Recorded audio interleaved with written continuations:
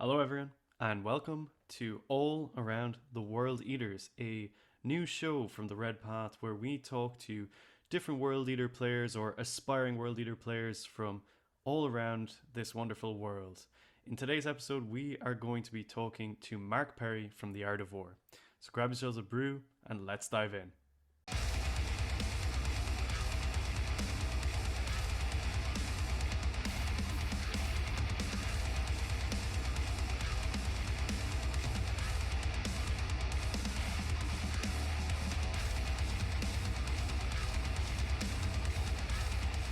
All right, so welcome back, everyone, and welcome back to the Red Path. I am joined today by none other than Mark Perry from The Art of War. Mark, how are you doing, my friend?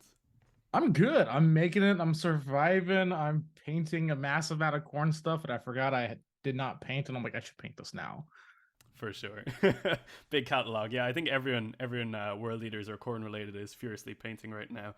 I'm sure everyone already knows, but for anyone who doesn't, Mark, do you want to introduce yourself? You know why we have you on the channel, or why it might be interesting to hear your thoughts.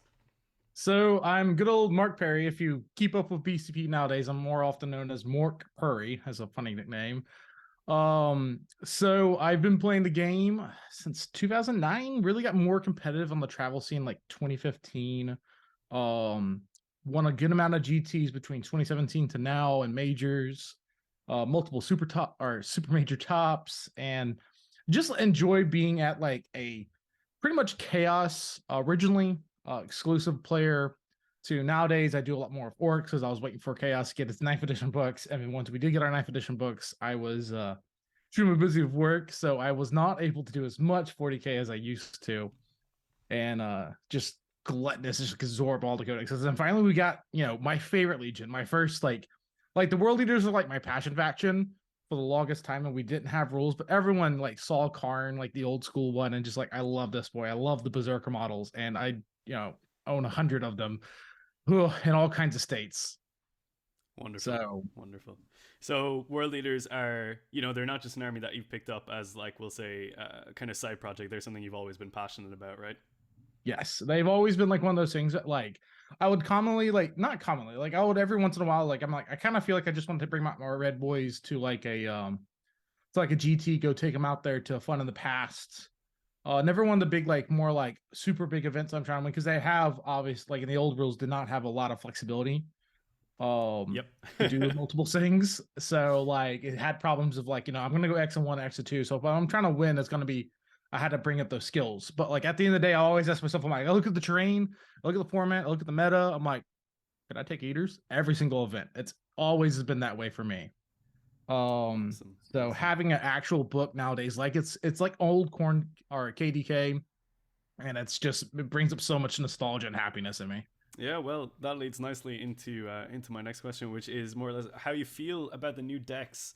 Going through your first read of it, what impressions did you get? How did you feel seeing things like the Blood Tithe, seeing the data sheets for units like the Eight Bound, Angron, Lord Invocatus, all the good stuff? Like, what was going through your head? Were you happy? Were you disappointed? Were you something in between? How did it feel?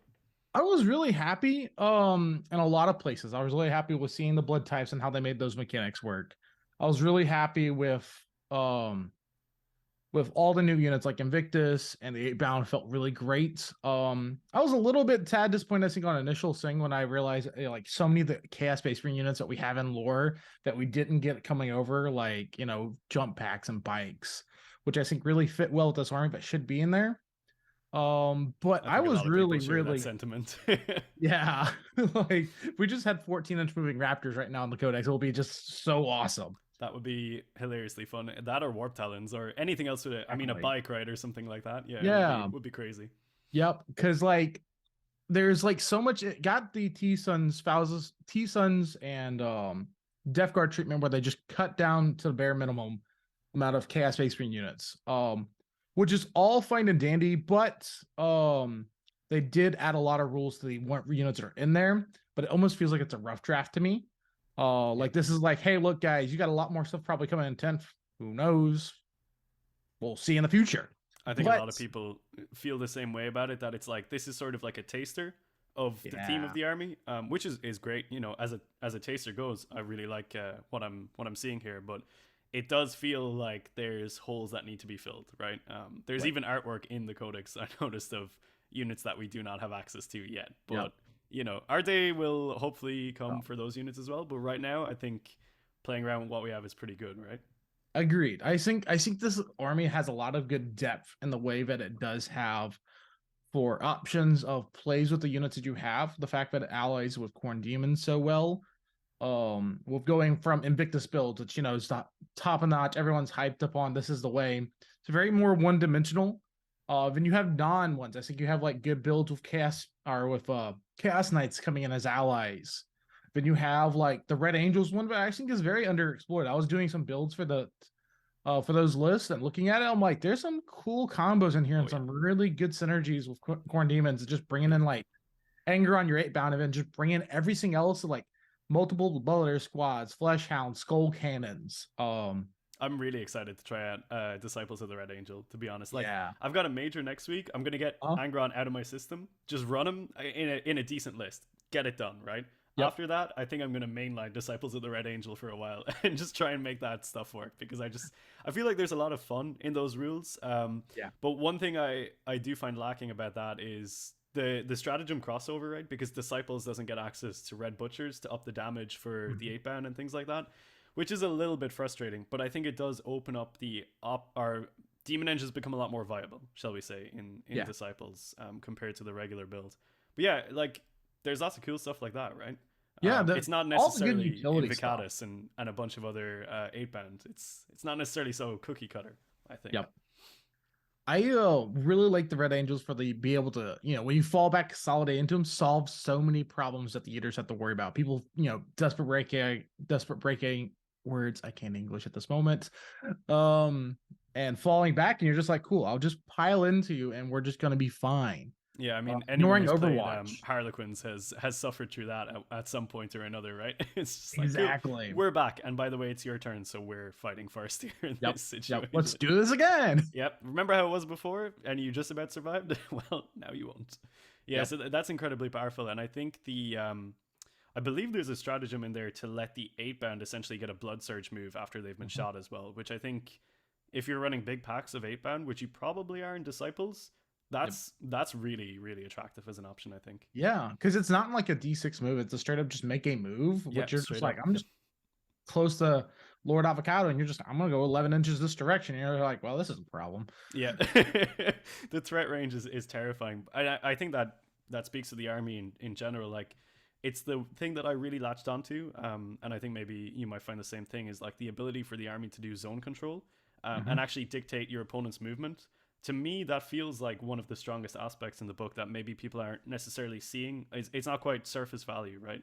It's kind of Right. once you look deeper at the stratagems, like heroic interventions, blood surge moves, all the things like that. I feel like the real power of the army, especially once you get past that like X and 1 level, when you're trying to actually win GTs, it's the ability to dictate your opponent's movement. Agreed. Absolutely. That is the biggest the heroic strap and the fight on death are the biggest things for dictating and setting up controls. Which is like you build your strategy around the ideas like I can honestly just run at you. You see that? You think I'm just a mono aggression raw dog and going for it charge, and it's not always has to be. When it runs into the matchups that either one, the skill players know how to body block you correctly, they either have the right type of tools, or you just know they have a bunch of fight on deaths and fight last. That if you run into them with no controls, you're just gonna be straight up like Valor. You're gonna die on the way in. You're gonna get a good amount of points, but you're probably not going to win.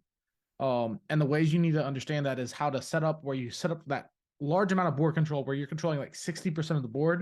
And so your opponent, I have a small edge. I'm going to hold my objectives. Anytime you get in my bubble zone, I can send out a wave, trade with you, um, hold down my objectives, and really just kind of scare you and push you back, and make them not know what to do because they don't know what to do when you are super aggressive and you have all this combat, but they don't know how to initiate into. They kind of just expect you to run at them.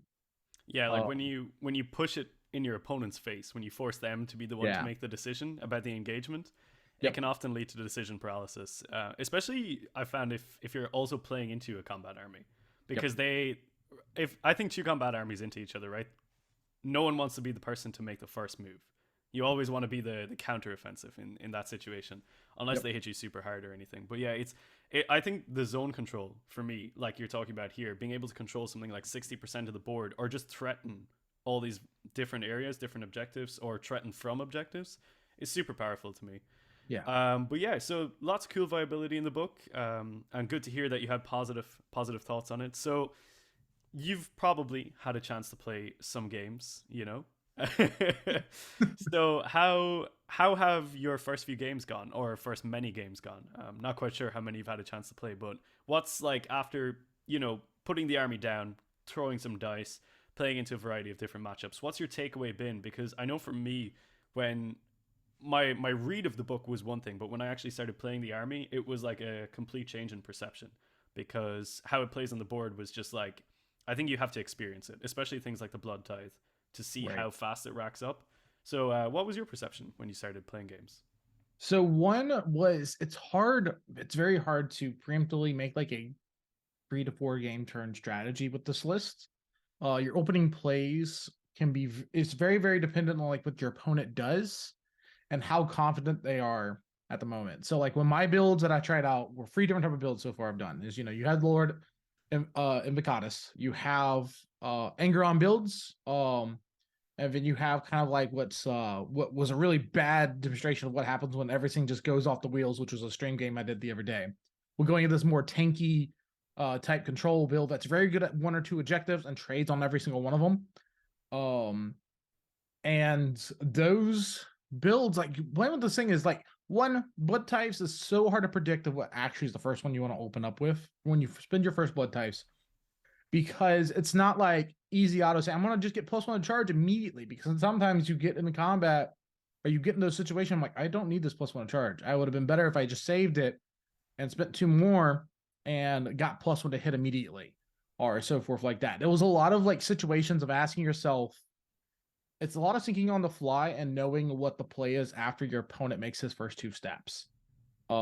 It's not as straightforward as I do this, I do this, and then I just chain links on. It's a lot of like branching, almost like of the blood types is a lot more like a tree branching off and not sharing what shoot is going to go in which direction and what is the actual right path, because it's all about what your opponent's going to make you use more often, right?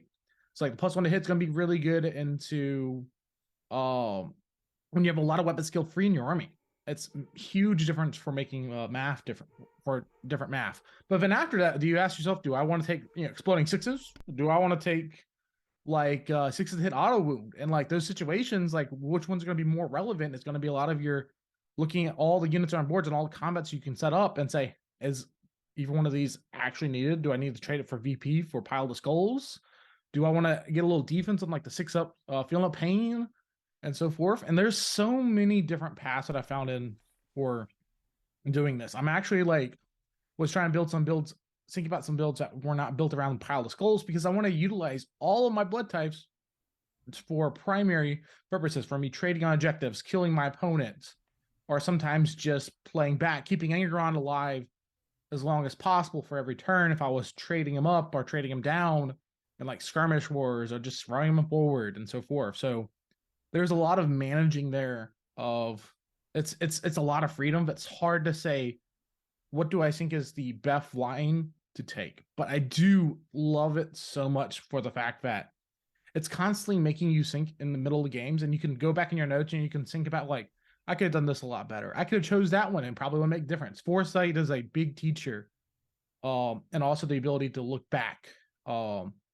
Like as soon as you get your foresight and your history of games and how the blood types work out, it makes a big difference with this codex. Yeah, for sure. Like, you're saying a lot of things that I'm like, oh, my brain thought all those things. After I played my first game, especially the foresight thing, because after you get your first few reps in, it very much is going back and thinking, actually, that buff would have been really good, which I think will over time lead people to become better at understanding, we'll say, the most important buffs to leverage against certain armies in certain conditions. And it's one thing myself, Jamie, and Jack have been talking about. We were speaking about this last night about budgeting blood tide points. Like, can you have a plan, or is it always a reactive thing? And I think I lean on your kind of side of the fence where I don't think you can go into a game with a plan of like, in this turn I will spend these blood tide points on getting this buff, because I think it's the army feels incredibly reactive. It feels Yeah. like it will always want to be pushing against the decision your opponent has made, rather than necessarily being the one to initiate a lot of the decisions. Obviously, pushing against like the decisions your opponent has made can include like board control, like we're saying, right? But I feel like there will be situations where the opponent is just like right in your face straight away. Say you're playing Blood Angels or something, or Yeah. maybe Goth Rush, and you might have said like, "Hey, my first buff needs to be the +1 to charge," but you're just not going to need it anymore. And especially in Angron builds, I think mandatory you do want to reserve 12 blood tide points for resurrection, but you just don't know when those resurrections are going to come in, so you might as well just say, cool, when they're there I'll use them, Yep. and see how it goes. And then obviously And pile of that's skulls as well is a whole other thing. yeah, that's also another thing that goes with it is like there's so many times where you run into these situations where something died and you're trying to make a plan of like that dying would get you the right amount of blood types to do X buff. And it's so hard to plan that stuff out. You can't possibly plan that stuff out at the perfect way. Yeah, The it can next be game. quite amusing. I think, like, I played a game Yeah. yesterday against Blood Angels, and I knew Angron was going to die, and I knew a Rhino was going to die, and I had 2 blood tide points, but I was just hoping Angron was going to die to all the melta pistols from the Sanguinary Guard, so I'd get enough to resurrect him in the next turn. But annoyingly, he like tanked all his 4+ invulnerable saves and lived. Yeah. So it was just like, well, okay, there goes that plan. But yeah, I think I in had the like free moment, 8 bound one time charge a ghost arc, and I'm like pop the 6 of the wound to do mortal wounds, and I'm on this thing's at like 3 wounds left. Like you got to fail 2 saves and you're dead. yeah, I got 2 blood types. Angron comes back at perfect thing. I just failed to kill it. I'm just like, my entire plan got messed up by that. yep. And like you say, Well, wheels off the bus, right? yeah, just in big trouble. So yeah, I think Blood Tide like feels thematic because it feels like a reactive ability in an army that generally wants to play reactively anyway. But hmm so in your game so far, have you encountered anything that was like a surprisingly difficult counter, or maybe the opposite of that, like surprisingly easy, like ended up being quite a pushover when you thought they would be quite challenging?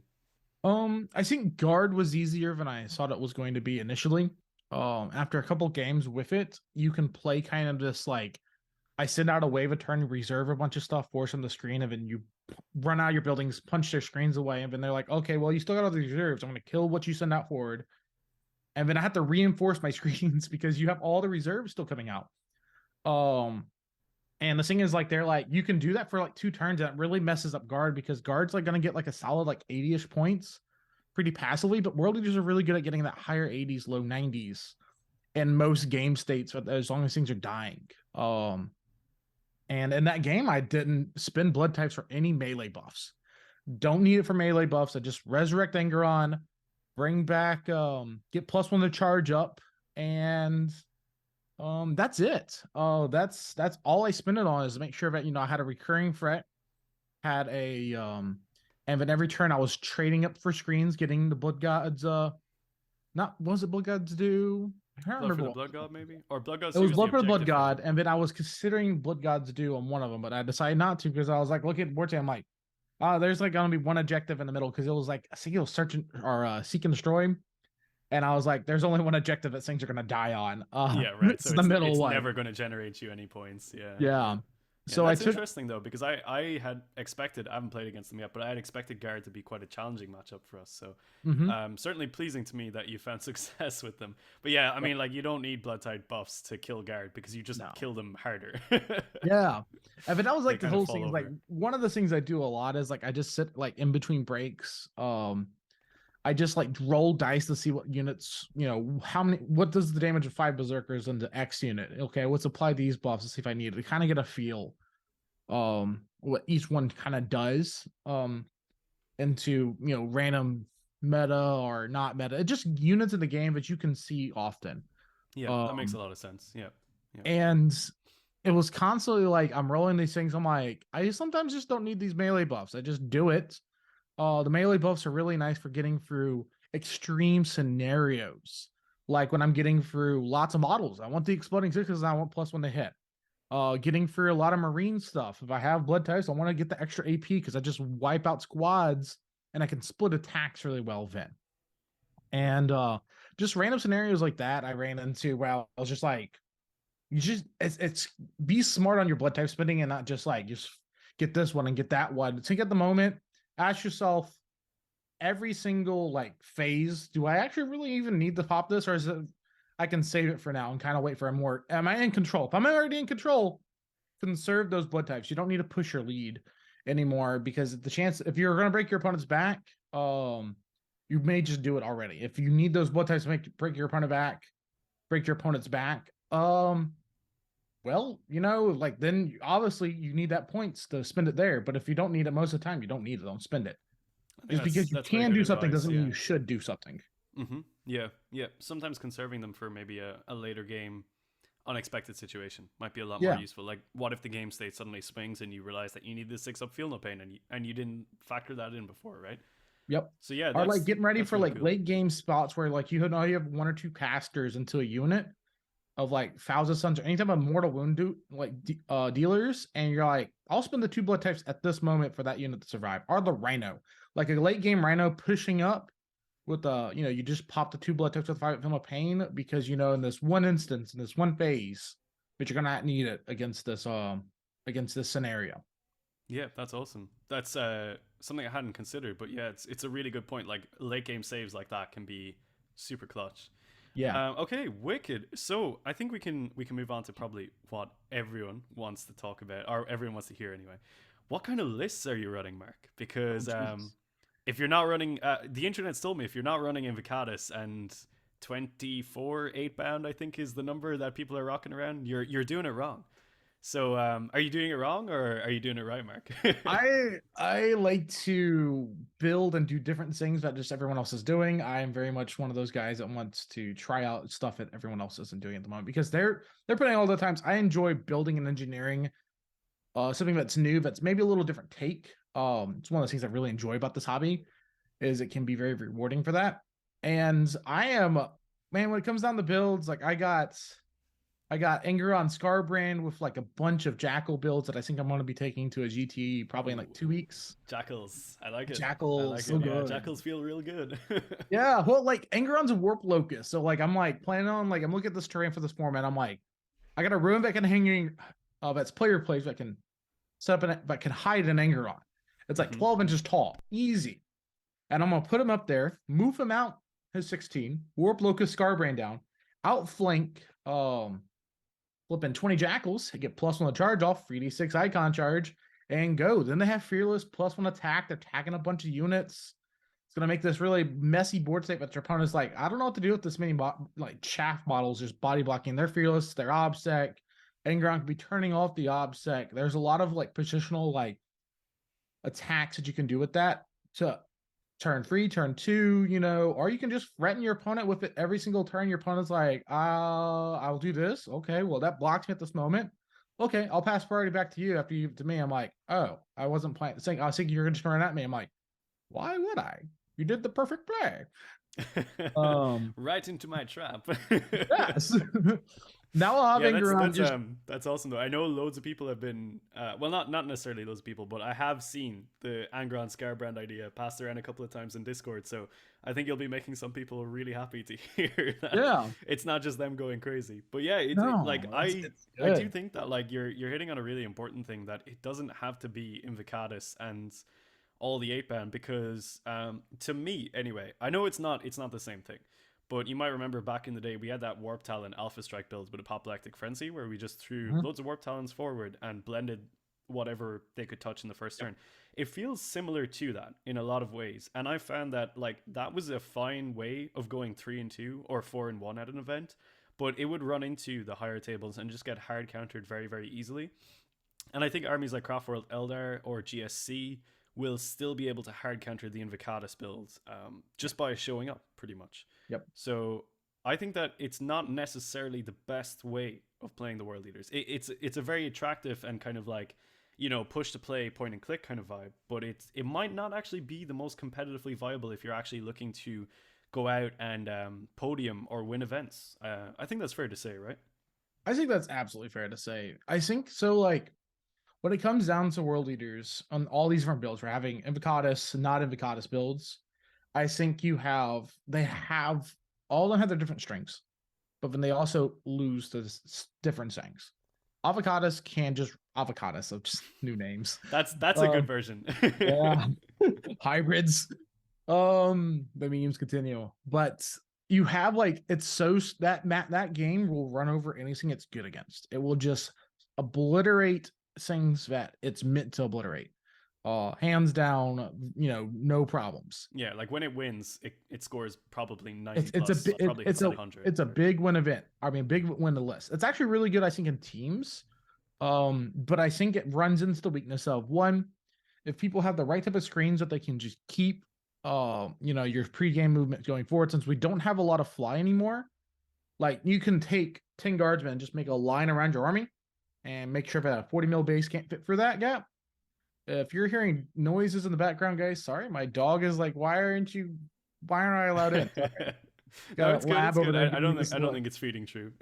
Cool, making sure. Um, but let me try to say, where was that?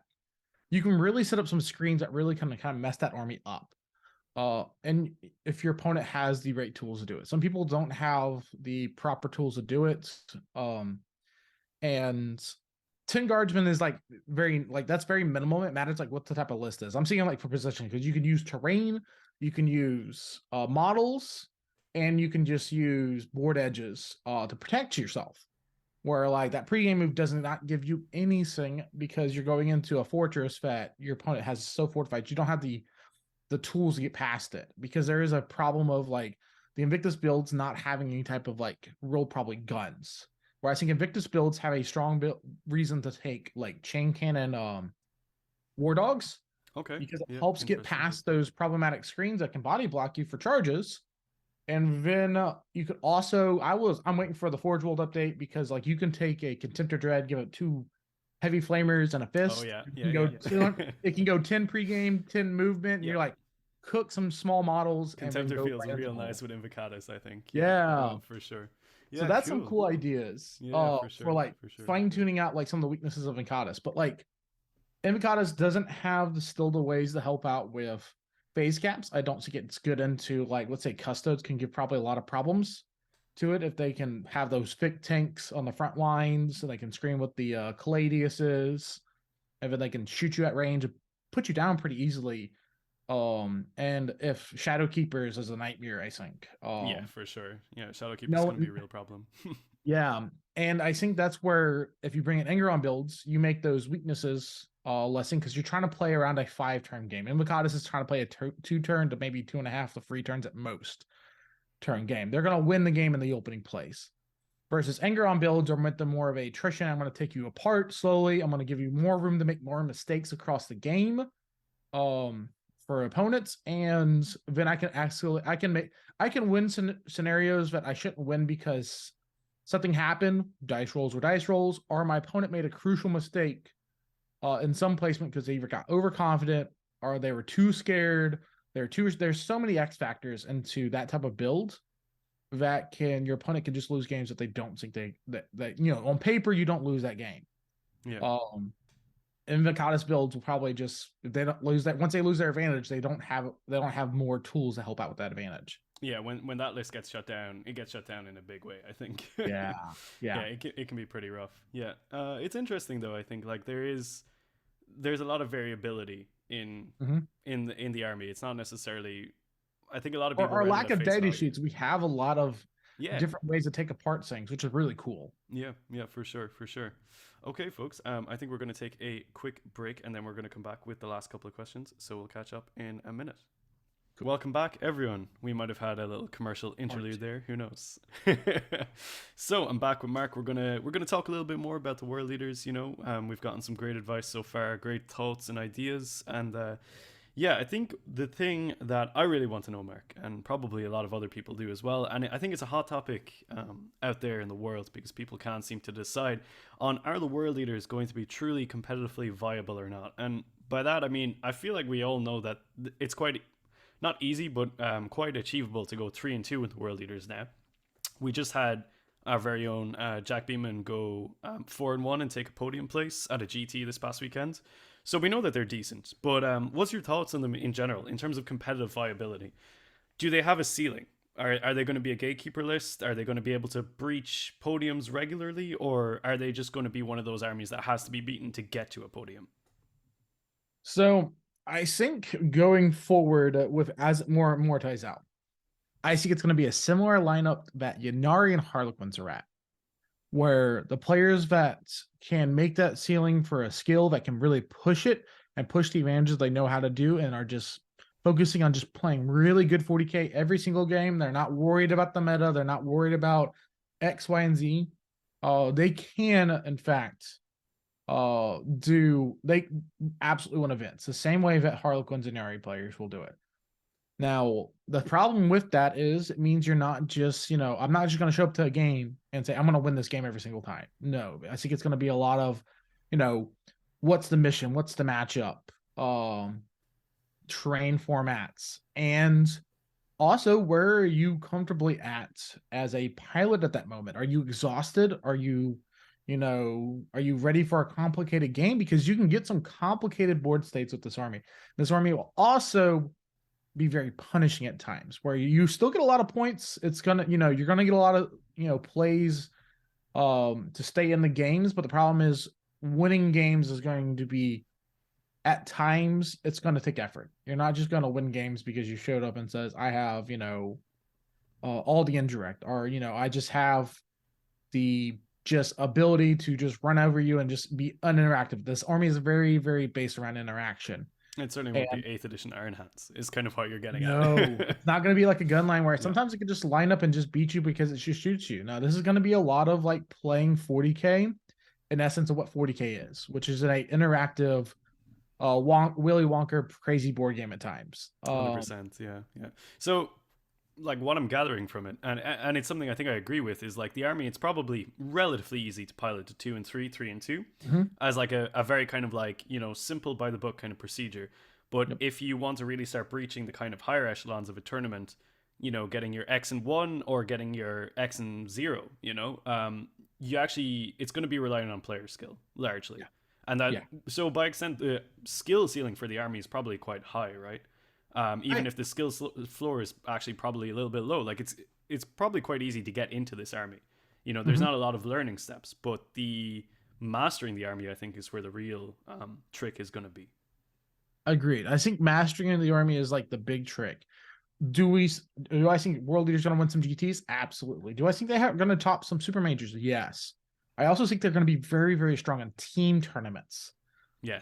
Because as soon as we can funnel away those bad matchups, either as a reactionary like Zoro build because they got a very high amount of points that they can get even when they're losing, or taking like the Invocatus build and just saying, I'm going to set up good pairings. This is going to be like my second attacker, and we're going to put you in a hard space with this list. Both of those styles will really do well in teams.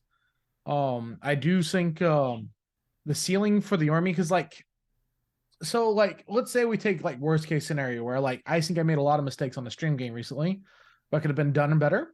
But I also look at a lot of those things. I'm like, if I just did little micro things better, would have been a lot better place. But also, in that matchup was like, how can I recreate that scenario? Well, like honestly, I think this list is going to be very, very. You're going to run into a lot of places where you can never create the same scenario twice, or 3 times in the matchup. Unless you're playing, your closest teammate and your playtest partner, and y'all are just repeating the same thing over and over again, because y'all want to fine tune out. But that's y'all two playing games, and y'all got this. I'm trying to say words. Y'all both know each other so well. Yeah, but if you're going to a tournament, similar, right? But at a tournament, it's just a different vibe. It's a different vibe, and everyone you can play the same list 2 times in a row, piloted by 2 different players, and it can be very, very different game. 100%, yeah. Because little niche decisions that you make with as a pilot, everyone has a different cause and effect. Every action is going to have a different reaction, heavily based on this army, I think. Because and I think like the decision to introduce elements of the World Leaders army in a game state. So like, when are you going to? If you're running Jackals, when are you putting in the Jackals? When are you bringing in Berserkers? When are your 8-bound going to be introduced? Those decisions really feel like the hinges on which the game is going to turn, right? If you're playing Angron, when is he going to start jumping into the picture? You're going to try and push for a turn 1, are you going to wait till maybe turn 3 to actually start bringing Angron into the fray? They feel Yep. like things that like you say, it's not the same in every single game. It depends largely on like the plays your opponent makes, and how you're reacting to them. So it does feel like something that you kind of have to micromanage in the game alongside your blood tide spending and your positioning, because obviously your positioning is going to dictate how you score if you're bringing Blood Gods Due, for example, which a lot of people are. Understandably, it's strong secondary. So it feels like there's a lot of micromanagement within the game state that, the play path is not going to be the same every single time, especially if you're, I guess if you're running Invocatus, it can become quite similar, but yeah, in other list builds, it just feels like there's a lot of decisions to be made, which I think is pretty fun, and kind of leaves you open to being able to improve your own abilities, right? Agreed. Absolutely. Like that's the thing is fun about this is like it's so hard to solve these solutions, your opening plays, that it's if you would very much enjoy like solving puzzles, you're gonna love playing the book. If you want to play more of a straight line, streamlined strategy, Invocatus is the way to play it. But I think as the ways that as the book adjusts and we get more of the fashion mastery, as pilots just unlock and they understand like the niche little elements they can get into engagements and how to take apart lists and strategies and adjust to them, because they're like, I don't have like this is going to be a very grindy game, but once they understand the grind, the list is going to be really interesting, because like the thing is like this codex, if you're trying to play 40k and at a like you're trying to bring up your who you are as a pilot be better, you got to think about how you're going to win in 5 turns, and how many turns am I going to win in the game, and how many turns are my opponent's going to win. Like if I'm going to try to dominate and win by 3 turns, when are those 3 turns? Is that going to be like turn 1, turn 3, and turn 5? Am I let my opponent win the 2 ones in the middle, or am I going to let my opponent win the first 2 games and then I dominate the last half of the game? And it's going to be asking yourself, how do I sustain to be able to control and win turn 5, turn 4, which are the key, those are the biggest turns for winning games, on a someone that's on a not more conservative, but on a more list that's built for the idea, right? You have, not hyper lethal like Alpha Strike armies on standard 40k toolbox, mid range to like, flexible armies. You're going to play a 5-turn game. When 5-turn games don't happen, it's because someone made a crucial mistake and got just checked immediately. Because they just, I threw 10 Terminators forward, they killed somehow all 10 of them, and it was turn 2. Yeah, that could be bad. And that's the risk in management of like, playing 40k, is understanding that all these type of things can happen. Yep, absolutely. And yeah. Sustaining across 5 turns. Learning how to play with this codex and sustaining it for 5 turns, I just think it's really interesting.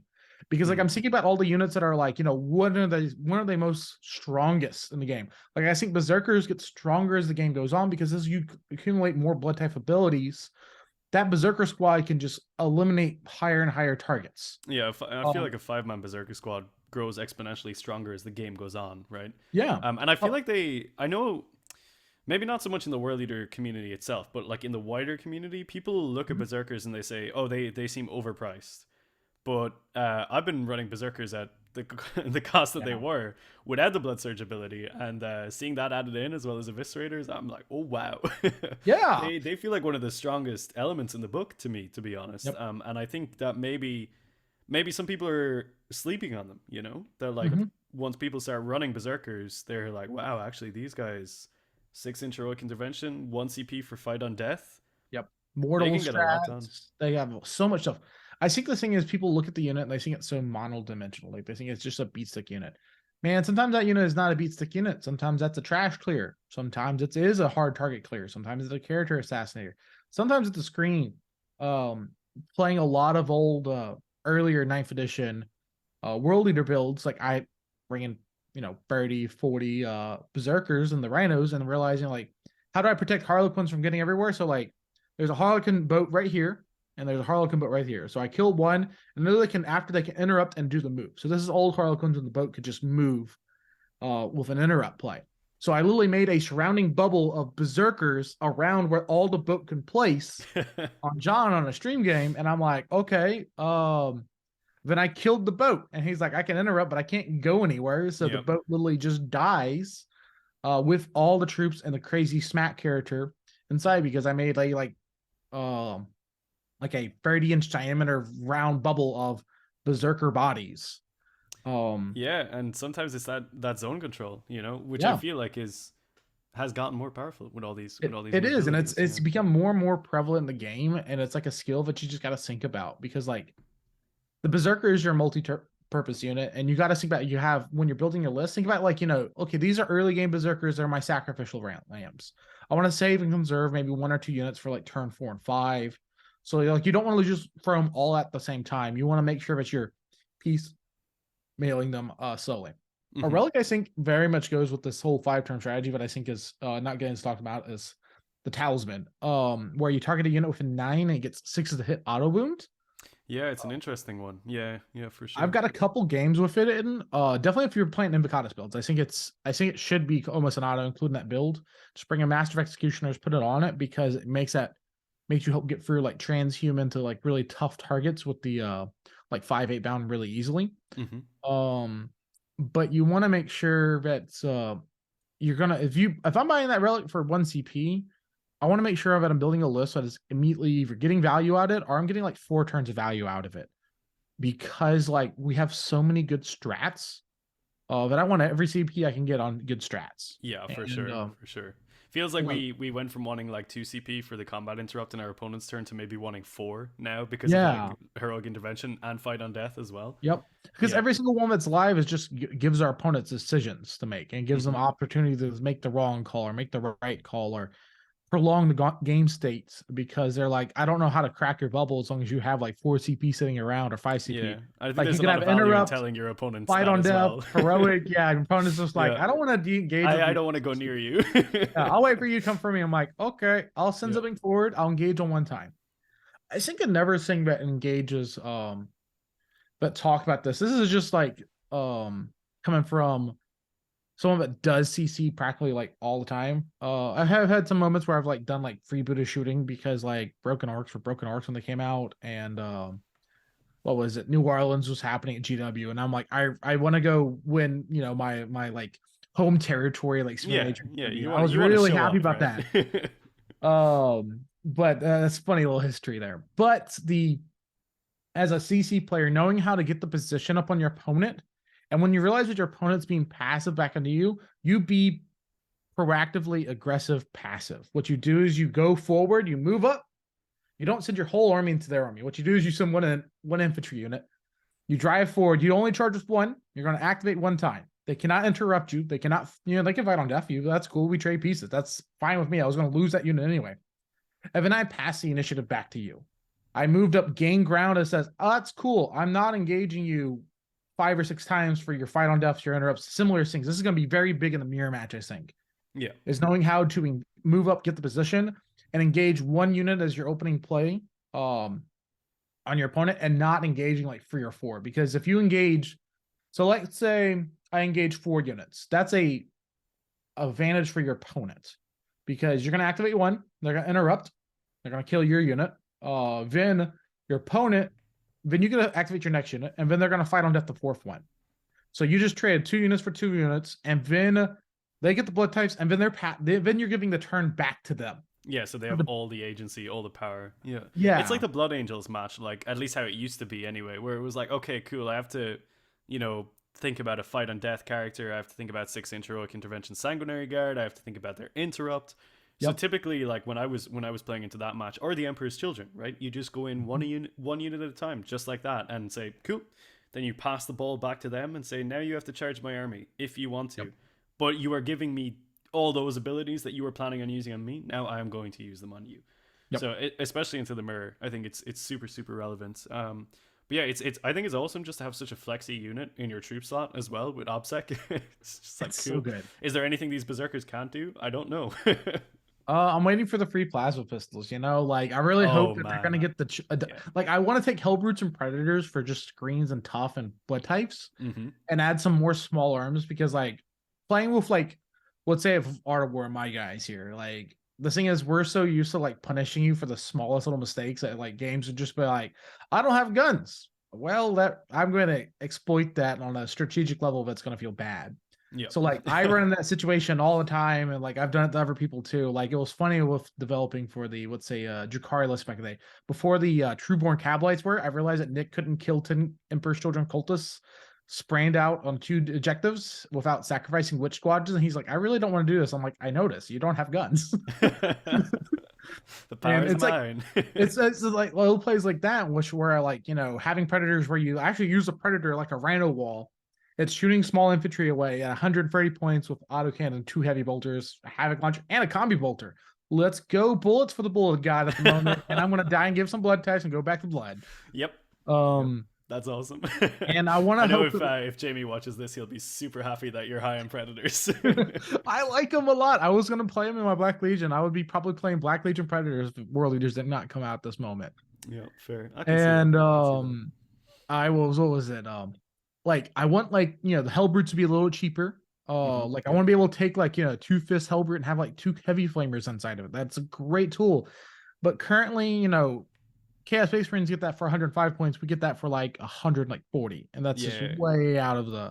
I'm way running out of them the at the efficiency minute for at the us. 110 points for the multi-multi and Scourge, and even then I'm like, man, just give me those 10 points back, Yeah, please. That we'll would go be a long nice. distance for just helping For us fit sure. every single little piece in that we need for the army because we want trash. We want units that can slap and but also die easily in retaliation. Um, and Yeah. so like jackals, spawn are decent for that. But like, yeah, I would like something a little bit that can do a little harder hit like a vehicle. I want something to be able to kill a vehicle that doesn't require a hardcore investment. Yeah, something meaty, right? Yeah. Yeah, for Right. sure. For sure. Uh, Awesome. Cool. So I think we will potentially close out with this final question, Mark. And it's what everyone is wondering. What are you hoping for from the future for World Leaders? This doesn't have to just encompass units or new rules or anything. Like, what are you hoping to see them do in the months to come? in the months to come, what do I want to see them do? I want to see all the different type of builds just be successful. I want to see crazy ones where like, you can take triple hell brutes and like all the demon engines. You can bring in red angels one. I want to see that be successful. I think that build has a lot of potential. I want, you know, I just want people to be angry but happy. Just let the nails fly and be happy with that. Rules wise, man, I'm just satisfied. I'm so happy with this. So Yeah. I like to see the surprise. I want the surprise factor of all the different type of armies that could be successful and do well. Because at the end of the day, you're an World Leaders player, you're just happy but angry, and you're having a good time. And you know what? We're gonna get all kinds of crazy things abilities for topping and doing well at defense. And also the hobby army. Like there's so many cool hobby armies out there for eaters. Like Angeron's got going to see so many different versions. Already seeing it on Facebook. Like I'm hyped. Yeah, for sure. Yeah, especially like you say, all the hobbyists coming in, near and dear to my own heart. But yeah, I think like for me, it's pretty much the same. I'm going to be super hyped to see a lot of new and interesting builds come out there on the internet, and I can't wait to see the surprise on everyone else's faces when it's not just Invocatus and all the 8-bound winning events. Yep. Yeah, it's going to be great. But yeah, that was fantastic, Mark. Thank you so much for sharing all of your thoughts. It was an absolute pleasure to sit down and chat for a little while. I hope you had a good time too. Is there anything you would like to say before closing this one out? No. Wonderful, wonderful. So, Cool. everyone, that will be all for myself and for Mark. We're going to have a couple of other people on over the next few weeks talking more about World Leaders and their general excitement. So, can't wait for that. And thank you all for watching this one. So, until the next one, folks, stay healthy, stay safe, and kill, maim, burn.